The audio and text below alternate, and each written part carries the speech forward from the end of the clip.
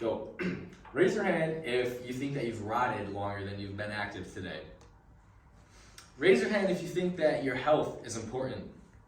Raise your hand if you think that you can improve your health. Perfect. Well, we can do better. And the problem is that college students live two sedentary lifestyles. Now, this is a problem. The Sage Journal indicates that in November 2025, indicates that less than half of college students engage in physical activity. And this can be seen from classes, attending them, studying, and finals times. It gets to the crunch time, you get stressed out, and you become more immobile because you're doing other things.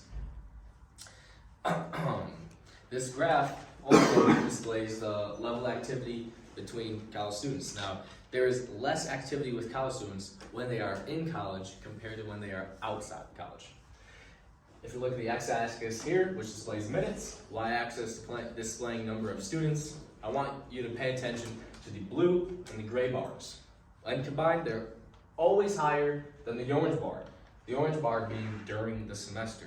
This goes to show that when college students are outside of college, they are more active than when they are currently attending college. So college is limiting students of their activity.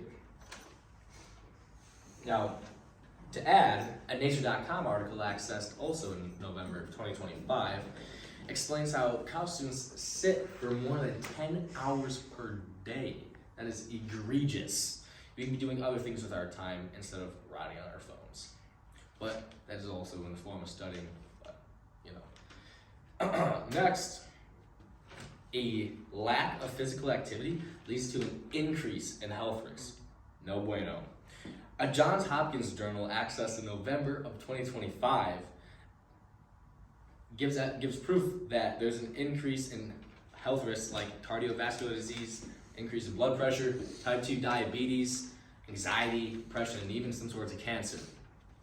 All because of a decrease in activity and not being active enough and moving your body. Now, getting more active decrease your risk of all of that, decrease your health risks, and leads to better well-being. You have a better well-being, happier life. Now that we know what the problem is, how can we solve it?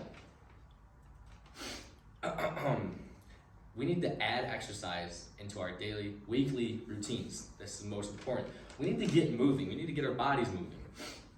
A Harvard article accessed in November of 2025 explains that if you are less active than individuals who are, if you're more sedentary, then you have a 40% chance to be more depressed than they do. That's not good. And working out gives you the release of the brain chemicals of serotonin and dopamine. Those are the happy hormones. They make you feel good. And you want to feel good. That's the whole point. Now, consistent activity improves your life. An article from the CDC, accessed in 2025, explains how higher physical activity leads to better longevity and quality of life. Now, that comes in the form of getting your muscles moving and maintaining your body structure that you could do more with your life.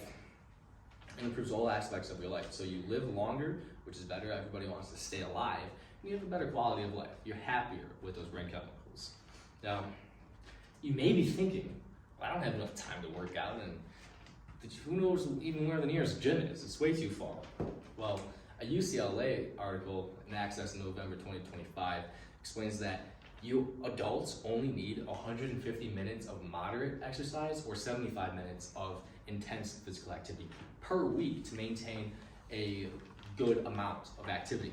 Now, if you break that down into 3 days of working out per week, that could be 50 minutes of moderate physical activity when you work out, or 25 minutes of intense physical activity when you do exercise.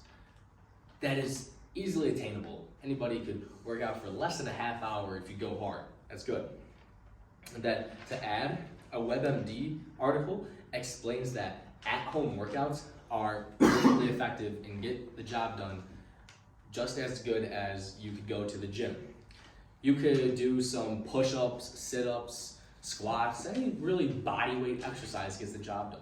do some jumping jacks as well for a little bit of cardio. You don't know how hard doing a minute of full-length jumping jacks can truly be. You could try that.